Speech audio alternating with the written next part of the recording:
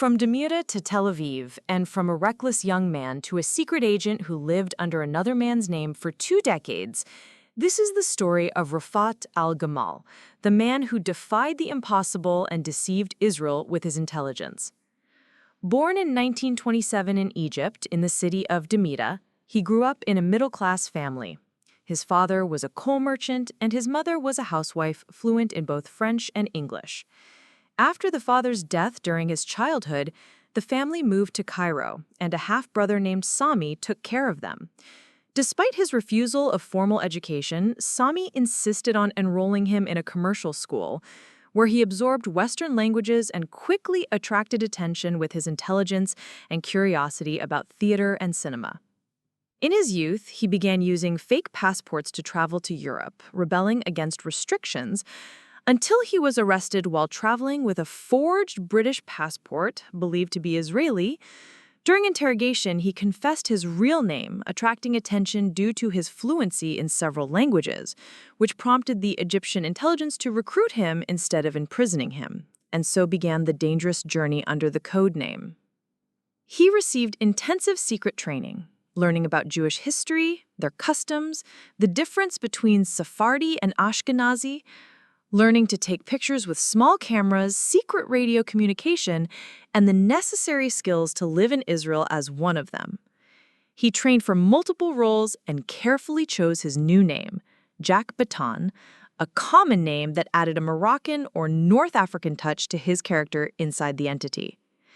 In 1956, he arrived in Tel Aviv and opened a travel and tourism agency that became a front for suspicious activity and a bridge to get close to the Israeli elite, including politicians and senior officers. He emerged from it as a sociable businessman, while inside he was flowing intelligence for Egypt. This game continued for more than 17 years, during which he hovered over meetings and official events and became for some a respected Israeli citizen, with a marriage to a German woman named Waltraud. He established his family in Israel and then in Germany.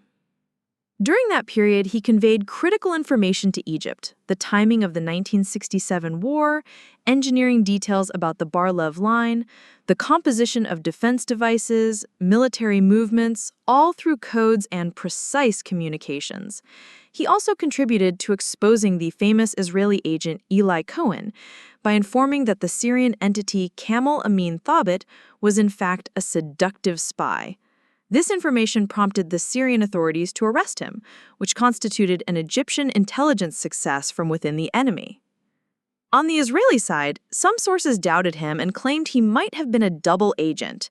These accounts were completely denied by the Egyptian side, confirming that he stood with his country until the end and did not divulge any information to Mossad. In contrast, Israel maintained a downplaying tone and described the story as exaggerated fiction, but its delayed silence implicitly admitted some kind of penetration. He ended his mission after the October War of 1973 and left Israel permanently in 1974, settling in Germany with his wife and son, and founded an oil exploration company under the name Egyptico, which enjoyed official Egyptian support even though his real identity remained a secret.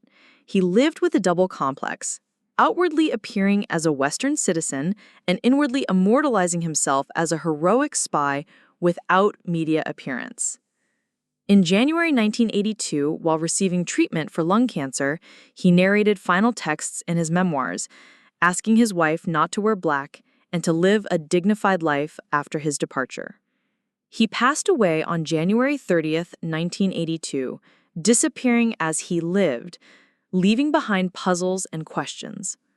His memoirs were published several years later, his book turned into a widely popular Arab drama series, and his story was officially unveiled, becoming a symbol of Arab espionage that dreamed of shaking an entity difficult to penetrate.